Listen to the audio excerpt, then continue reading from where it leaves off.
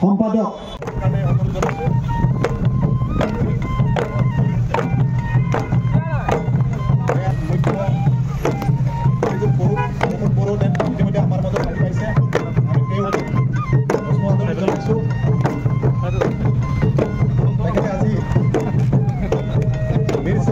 অমিতাভ ৰাভাৰ প্ৰতিমূৰ্তিটো উন্মোচন কৰি শুভেচ্ছা জ্ঞাপন কৰি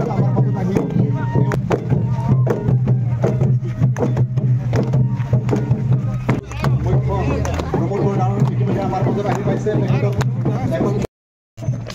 বিটিআৰ চৰকাৰৰ মুখ্য মানুহ শ্ৰীযুত প্ৰমোদ বৰদেৱে প্ৰথমতে গেটৰ ইটা কাটি আমাৰ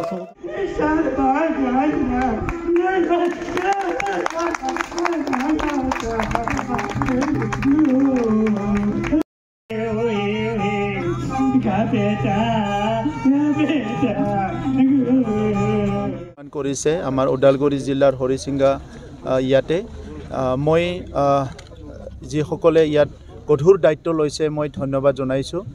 ওদালগুৰিত আৰচুৰ অধিৱেশন চলি আছে। এই অধিৱেশনৰ লগত সংগতি ৰাখি এই প্ৰতিমূৰ্তিটো নিৰ্মাণ কৰি ওলাইছে।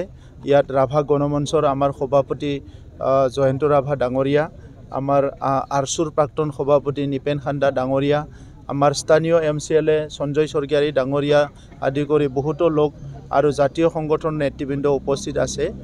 আমি সকলো মই সৰুৰে পৰাই লগ পাইছিলোঁ তেখেতক, আৰু যেতিয়া স্কুলীয়া ছাত্ৰ আছিলে সেই সময়তে আমি দেখিছিলোঁ যে অমিতাভ ৰাভা ডাঙৰীয়া আমাৰ জনজাতিসকলৰ ভিতৰত অন্যতম বুদ্ধিজীৱী এজন আছিলে। তেখেতে খুব দূৰদৰ্শী আছিলে আৰু সেই সময়তে বিভিন্ন জাতি জনগোষ্ঠী পিছপৰা জনগোষ্ঠীবিলাকৰ সংগ্ৰামৰ কথা, তেখেতসকলৰ ভাষা সংস্কৃতি, তেখেতসকলৰ যিটো অস্তিত্ব ৰক্ষাৰ কথাক লৈ পেলাই তেখেতে চিন্তা কৰিছিলে।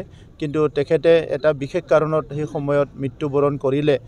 আজিও আমি সেই দৃশ্যটো পাহৰিব পৰা নাই। তেখেতৰ স্বৰ্গীয় আত্মাৰ প্ৰতি মই শ্ৰদ্ধা জনাইছোঁ আৰু এই প্ৰতিমূৰ্তিটো নিৰ্মাণ কৰাৰ কাৰণে মই আমাৰ সমিতিক বহুত ধন্যবাদ জনাইছোঁ।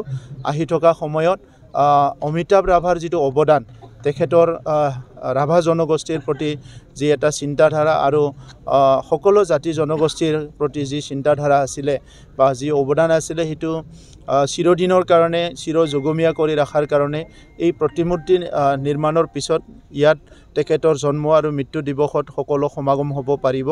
আৰু আমাৰ বৰ্তমান আৰু ভৱিষ্যতক লৈ আমি আলোচনা বিলোচনা কৰি আগবাঢ়ি যোৱাৰ বিভিন্ন সংগ্ৰামত তেখেতৰ জীৱনী, তেখেতৰ যিখিনি কাৰ্য, সেইটো আমাক সদায় অনুপ্ৰাণিত কৰিব। মই আজি এই সময়ত তেখেতলৈ মই পুনৰ শ্ৰদ্ধাঞ্জলি জনাইছোঁ। অন্য এটা কথা সুধিব বিচাৰিছোঁ, যিটো সময়ত নেকি খুব